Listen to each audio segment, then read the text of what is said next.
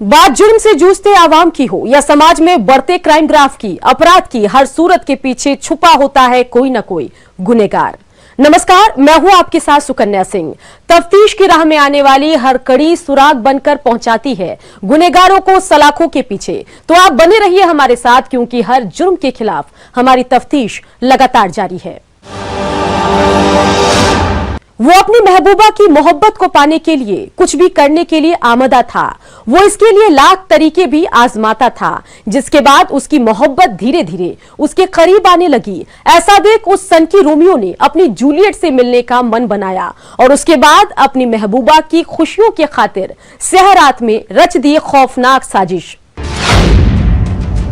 ये इश्क नहीं आसान,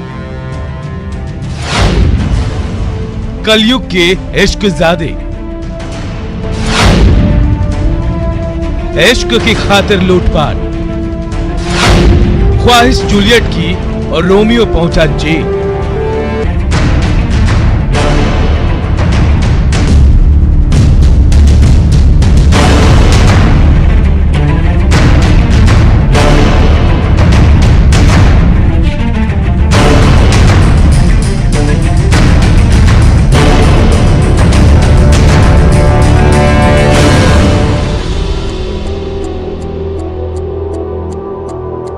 यूं तो आपने किस्से, कहानियों और फिल्मों में ना जाने कितने इश्क़-ज़ादों की स्टोरी बनते और बिगड़ते देखी हो, जिसमें महबूब अपनी महबूबा के खातिर सब कुछ हंसते हंसते सहने के लिए राजी हो जाता है। लेकिन हम जिस रोमियो और जूलियट का जिक्र करने जा रहे हैं वो बिल्कुल इन किस्से कहानियों से परे है। वो अपनी आशिकी के चाहत में इतना मजबूर हो जाता है कि उसे कुछ भी दिखाई और सुनाई नहीं पड़ता है। जब वो अपनी प्रेमिका से मिलने गया और उसने अपनी ख्वाहिश को इतनी चालाकी से उसे बताई कि वो अगले ही पल उसे पूरा करने का भरोसा दे गया। नहीं सर, फर्स्ट बार मैं किए थे लोग, मेरे से गलती हो गया था। अब ऐसा नहीं होगा सर। कितना सोना देते थे उसको? सर फर्स्ट बार ही थोड़ा इतना था और इतना चांदी था सर रखने के लिए थोड़ा दिए थे उसको। तो उसको पता था कि लूट के लायक हो? नहीं सर, नहीं सर। तो कैसे एक्सेप्ट की वो? नहीं, उसको मतलब नहीं दे, मतलब उसको पता नहीं था। तुम्हारा कब से दोस्ती है? सर उससे 1.5 साल से दोस्ती है। खबर हाजीपुर से है, जहां पुलिस की टीम ने ऐसे वारदात का खुलासा किया है जिसमें लुटेरा अपनी प्रेमिका को खुश करने के लिए ज्वेलरी की लूट घटना को अंजाम देता था। वारदात सदर थाना इलाके में पिछले 8 दिसंबर को हुई थी, जिसमें कॉलेज का छात्र अमित कुमार अपराधियों के साथ मिलकर सोने चांदी की दुकान में लूट की घटना को अंजाम देता है और लूटी गई सोना और चांदी का कुछ हिस्सा अपनी महबूबा को खुश करने के लिए उसे गिफ्ट कर देता है। सदर एसडीपीओ राघव दयाल ने इस घटना का खुलासा करते हुए कहा कि लूट कांड का आरोपी अमित कुमार की प्रेमिका के घर से लूटे गए सोने चांदी के कुछ हिस्से बरामद किए गए हैं। वहीं लूटकांड के आरोपी अमित कुमार के साथ उसकी प्रेमिका को भी पुलिस ने गिरफ्तार कर लिया है। राना ज्वेलर्स सोना चांदी की दुकान में शाम में लूटपाट की घटना हुई थी। उसमें करीब 10-12 लाख का गहना जेवर लूटा गया था, जैसा कि वादी द्वारा बताया गया था। घटना के बाद वैशाली पुलिस अधीक्षक महोदय के निर्देशन में छापामारी दल गठन कर इसका केस का अनुसंधान का भार दिया गया था। अनुसंधान के क्रम में अमित कुमार नाम का एक अपराधी को गिरफ्तार किया गया। उनसे पूछताछ के बाद उन्होंने उस कांड में लूटे गए सोना चांदी के बारे में बताया कि उनके घर में छिपा के रखे हैं। उनके बताए मुताबिक उनके घर से कुछ इस कांड में लूटा गया सोना चांदी बरामद किया गया था और ये पूछताछ में बताया कि इनकी एक प्रेमिका है, ये सोना चांदी लूट कर अपने प्रेमिका को देते हैं और प्रेमिका अपने पास उसको रखती है। इनके आधार पर इनके प्रेमिका को भी गिरफ्तार किया गया। पुलिस के मुताबिक इस घटना में 1 दर्जन से अधिक अपराधी शामिल थे और इस दौरान तकरीबन 12 लाख रुपए की ज्वेलरी लूटी गई। लेकिन अमित की गिरफ्तारी और उससे पूछताछ करने के बाद कई चौंकाने वाली हकीकत सामने आई। फिलहाल पुलिस भी गुनहगारों को जेल के सलाखों के पीछे भेजकर उनसे जुड़ी जुर्म की और कई वारदातों का खुलासा करने में जुट गई है। न्यूज़ 18 के लिए हाजीपुर से राजीव मोहन की रिपोर्ट। हजारीबाग में ठगी का अजीबोगरीब मामला सामने आया है। एक शख्स ने रिश्ते का भरोसा दिखाकर ठगी की घटना को अंजाम दिया। ठगी के इस मामले ने पूरे इलाके में सनसनी फैला दी। क्या है पूरा मामला, देखिए इस रिपोर्ट में।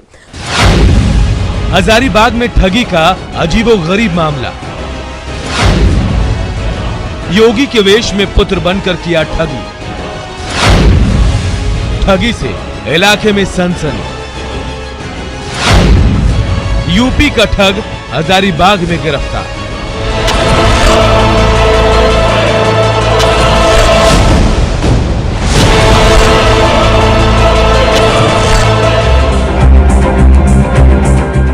कहते हैं कि बेवकूफ के धन पर होशियार राज करता है। कुछ ऐसा ही हुआ हजारीबाग इचाक थाना क्षेत्र से झरपो गांव में, जहां एक योगी के वेश में ठगी की घटना को अंजाम दिया गया।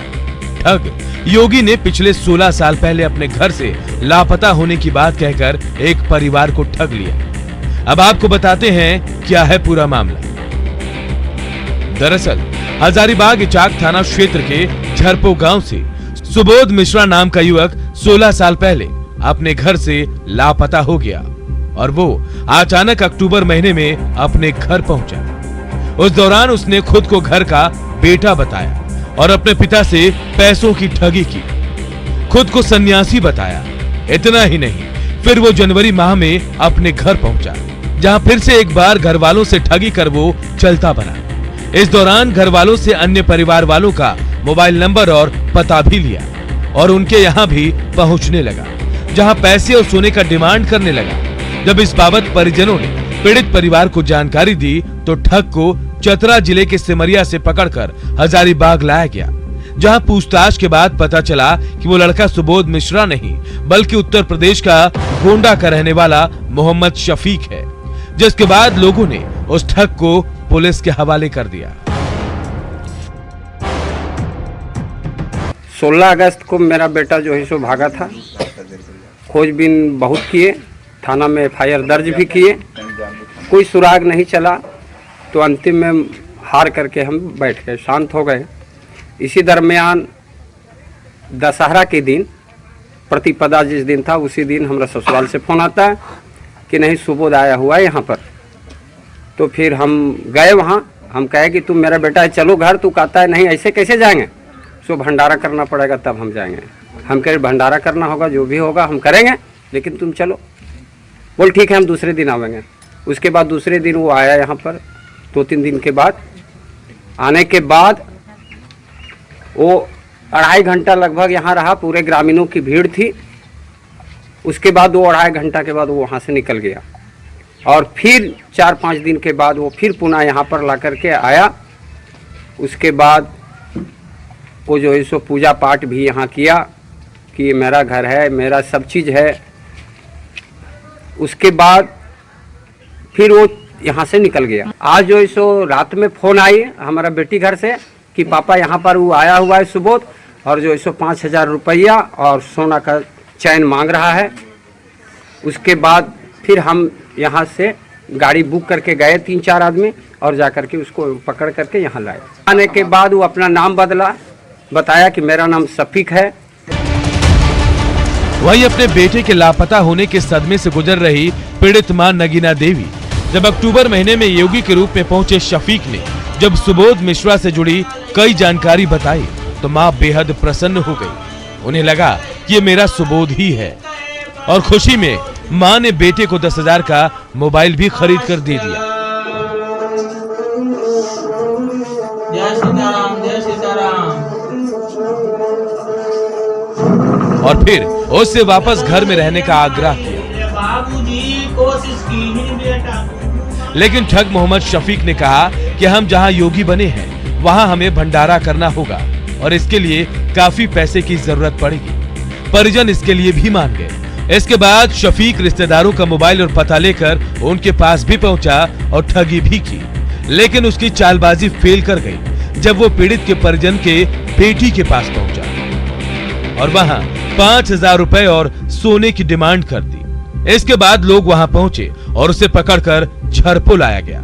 दबाव दिया गया, तब उसने अपना नाम शफीक बताते हुए कहा कि वो उत्तर प्रदेश के गोंडा का रहने वाला है। उसके नाम को सुनते ही सभी के पांव तले जमीन खिसक गई। पहले लगा कि आपका बेटा है, हम सुबोध हैं, तही नाम ला करके हम उसको गए नहीं रहा। फिर हम तौरगर पैर उसका देखें, आँख देखें तो मेरा बेटा का यहाँ का कटल निकाल सर, इसका यहाँ है चीरा। वही विश्वास लेके कहीं मती उती मार दिया का, हमको संकोच आया कि शायद हो सकता है मेरा बेटा। उसके बाद ठग से मोबाइल ले लिया 12,000 के, बोल मम्मी मोबाइल दीजिए। अगर मेरा बेटा के गाड़ी में डिग्गी में इतना पैसा था, चोरा भाग गया। पैसा चोरा गया, राती गया था, हमको बेटी बोल हमको सोना दो और 5,000 रुपया दो, हम भंडारा करें। तब विश्वास हट गया, सब परिवार गया, मेरे भैगनी गया, मेरे ननन घर गया, मेरे मायके गया, सबसे ठगने लगा। तब हमको विश्वास हुआ कि मेरा बेटा नहीं है।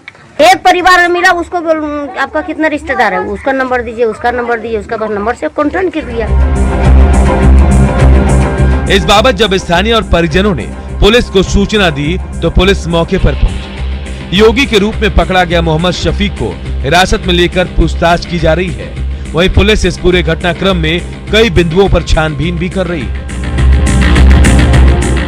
हिंदू का भेष बनाकर लोगों से ठग रहा है कि हम जो है कोई योगी हैं, लोगों से पैसे ठग रहा है। इस मामले की जांच के लिए हमने पुलिस टीम को भेजा थाना से। तो जांच में पता चला कि अपना नाम जो है बदलकर सुबोध रखा हुआ है, जबकि इसका नाम जो है ओरिजिनल सईद या शफीक ऐसा कुछ नाम बता रहा है। और अपना घर जो है गोंडा जिले का रहने वाला उत्तर प्रदेश का बता रहा है।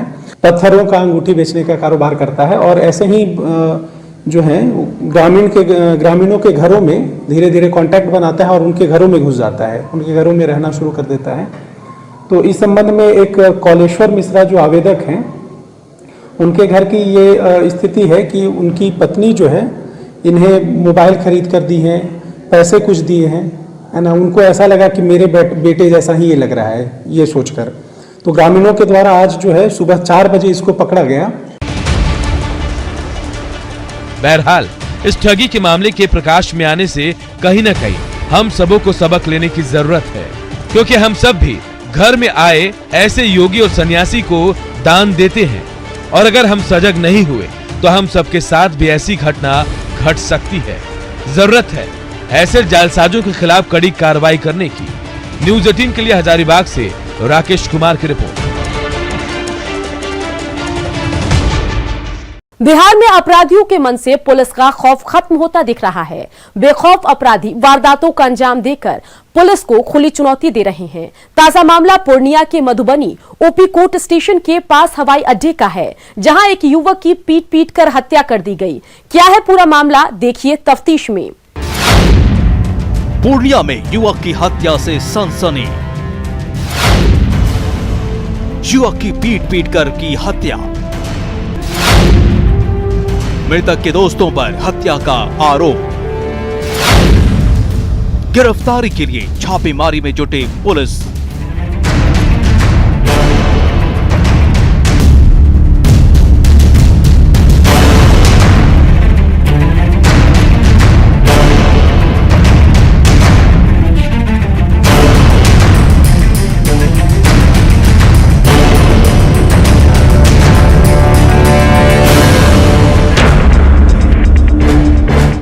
पूर्णिया के मधुबनी ओपी कोर्ट स्टेशन के पास उस वक्त सनसनी फैल गई जब एक छात्र की पीट कर हत्या कर दी गई। हत्या का आरोप मृतक सौरभ यादव के दोस्तों पर ही लगा है। वहीं मृतक के चाचा संजय यादव ने कहा है कि कुछ लड़कों ने मिलकर पहले तो गौरव की जमकर पिटाई की, इसके बाद उन्हें चाकू और लाठी डंडे से मारकर उसकी हत्या कर दी। आनन फानन में सौरभ को घायल अवस्था में मैक्स 7 अस्पताल में लाया गया, लेकिन रास्ते में ही उसकी मौत हो गई। घटना के बाद परिजनों का रो कर बुरा हाल है। मृतक के चाचा की मांग है कि हत्यारे की जल्द से जल्द गिरफ्तारी की जाए और उसे सख्त सजा दी जाए। जानकारी की मान ले आवाज दर्शक पे जो घटना हुआ,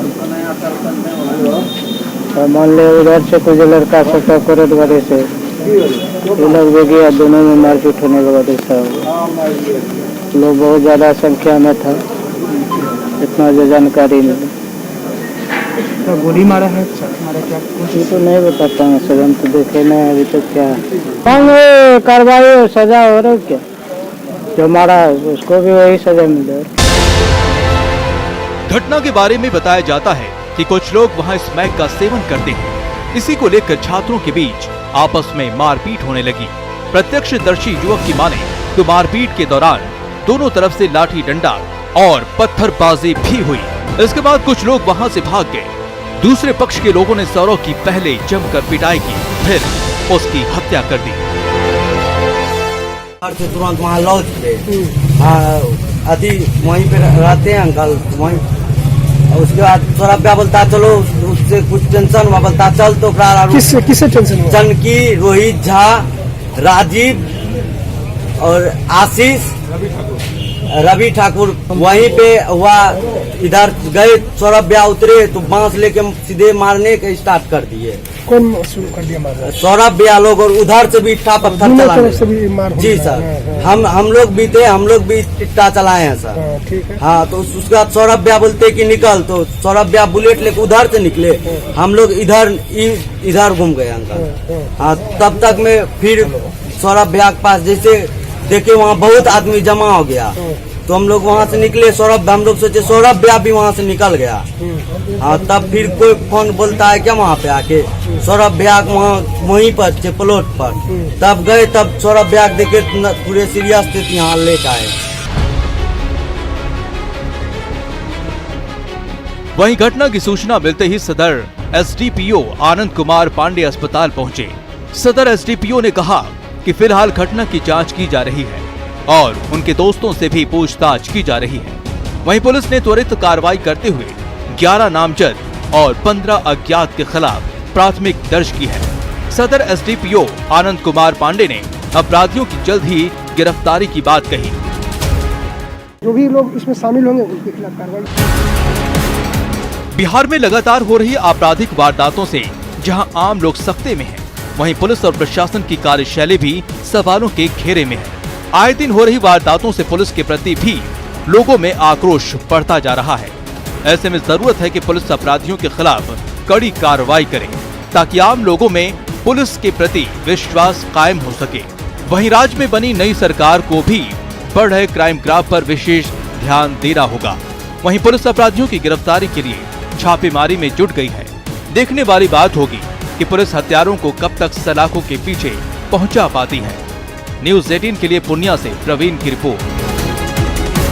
मधुबनी पुलिस ने अंतर्राज्यीय बाइक चोर गिरोह का पर्दाफाश किया है, जो काफी दिनों से चोरी की बड़ी वारदातों को अंजाम दे रहा था। अब पूरा गिरोह पहुंच चुका है सलाखों के पीछे। क्या है पूरा मामला, देखते हैं इस रिपोर्ट में।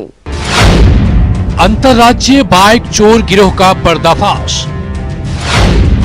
सरगना चांद मियां समेत 8 आरोपी गिरफ्तार। किसी कंपनी की तरह लॉज में चलाता था चोर गिरोह। बेरोजगार नवयुवकों को बनाता था गिरोह का सदस्य। दिल्ली पुलिस को भी थी चांद मियां की तलाश। आरोपियों की निशानदेही पर 5 बाइक भी बरामद।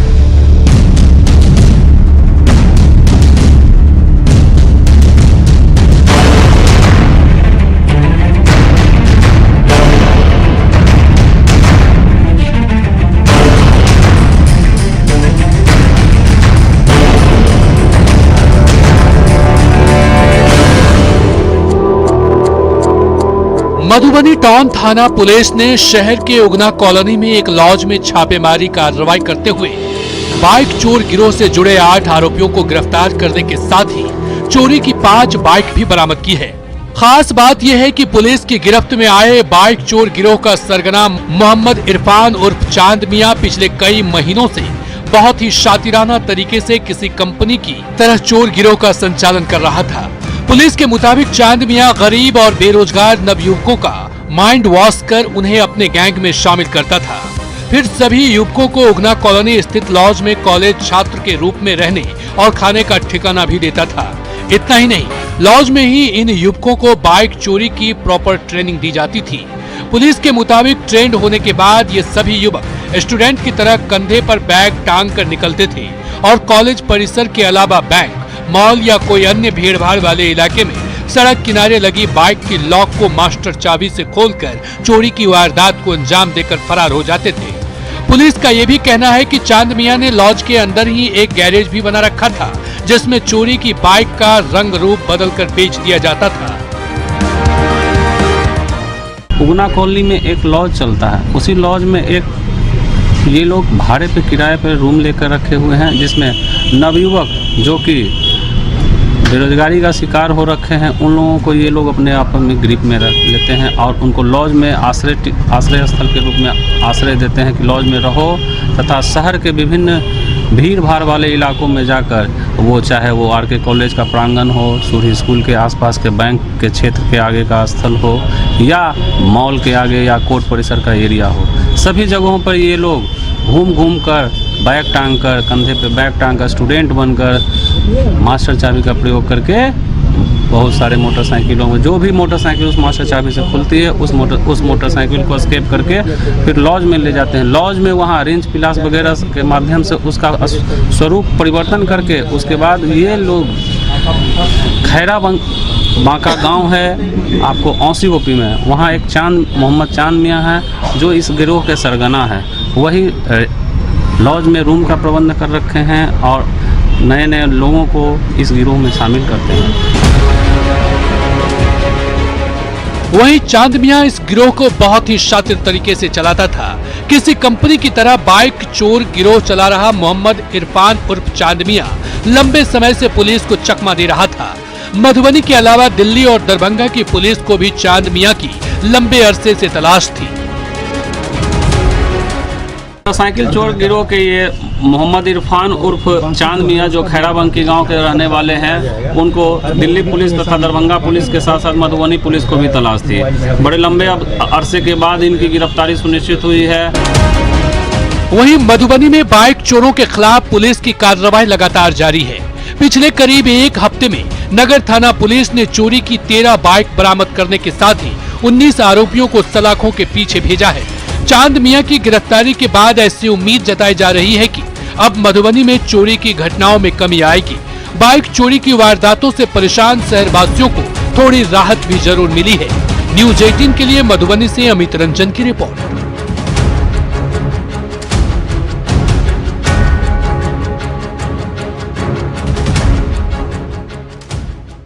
अपराधी चाहे लाख शातिर हो, तफ्तीश की दिशा अगर सही है तो बच नहीं सकता कोई गुनेगार सलाखों के पीछे जाने से। तो पुलिस चाहे सोई हो, मुजरिम चाहे कोई हो, आप बने रहे हमारे साथ, क्योंकि हर जुर्म के खिलाफ हमारी तफ्तीश लगातार जारी है। 30 साल के इंसान के लिए 1 करोड़ का टर्म लाइफ